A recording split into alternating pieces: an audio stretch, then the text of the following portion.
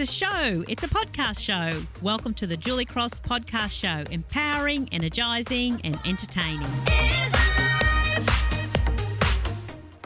Hi friends, welcome to the podcast show. I wanted to talk about storytelling. I'm just putting some final touches on my adults only content, the adults only show, juliecross.com.au/events, coming to your local area. But I was just, and obviously everyone knows that I'm a storyteller and that's how I present my information, through the power of storytelling. So I was just going through and putting the final touches on the content.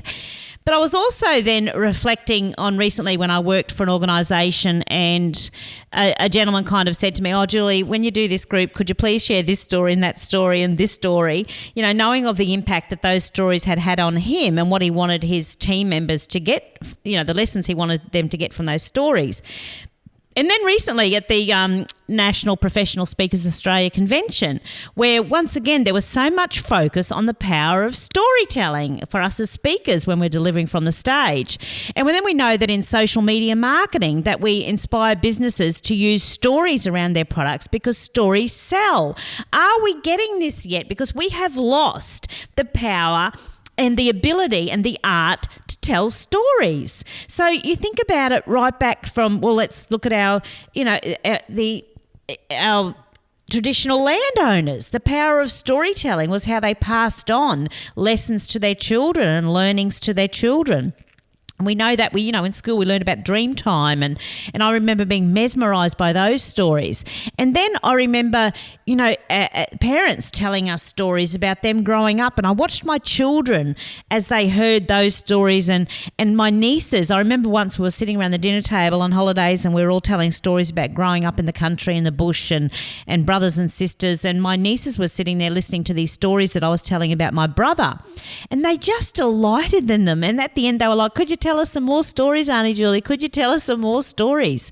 Children love stories, but we're not doing that anymore because we're not sitting around the dinner table sharing those stories. You know, they're not going to get the same stories just on Facebook or on an iPad. They need to hear these stories from us, and they're powerful. And I remember Jack with his year 2 teacher once coming home, and they were talking about the history of Australia, and she was a lady that was a little older, and she was sharing of how she grew up and what their school looked like and what their schoolrooms were like, and the slate thing and the chalk thing and how they washed their clothes. And Jack came home and was just so mesmerised by the stories. And I went in the next day to tell her and said to her, I've got to tell you the impact that those stories had on Jack and how much he got from them and how much he learned.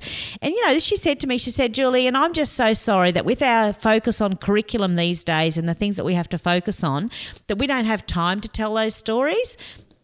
And that's a sad thing. And that's why as adults, from a speaker point of view, when I'm speaking to audiences, adults are craving stories because we're not doing it anymore and we've lost the power. And, this is then what I reflected on this. I remembered Flash saying to me, my late husband saying to me, because he lost his dad when he was 9. And I remember him saying to me, "I don't know now if the memories that I have of my dad are actually my memories or just the stories I've been told about my dad."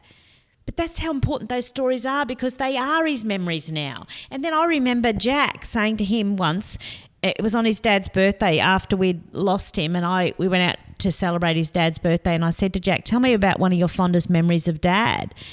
And the memories that he had were only post-stroke. He couldn't remember his dad before that, and that was so sad for me. But I then realised why stories were going to be so important for Jack and how important it was that I told him the stories so that he could remember his dad before a stroke, because those stories would form his memories. The stories from his mates, Dad's mates, that they would tell about Flash would be part of Jack getting to know his dad and who he was. Storytelling is just so important. So let us not underestimate the power of telling stories, whether it is in business, whether it is for our children, within our families.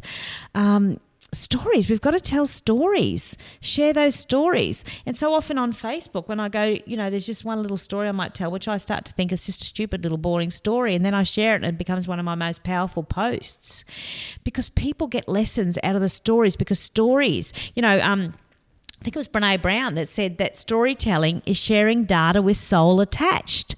Storytelling is sharing data with soul attached.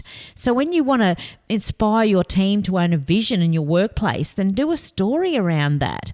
When you want people to improve their service, do a story around that about the emotion of what they get from it, the emotion from the customer's point of view. Add the emotion, and that's what storytelling does.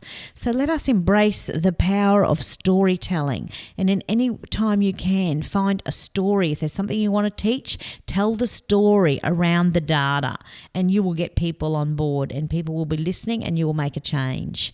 Embrace the power of storytelling. Thank you. If you'd like to attend one of my public shows or book me to speak at your next conference, please visit juliecross.com.au.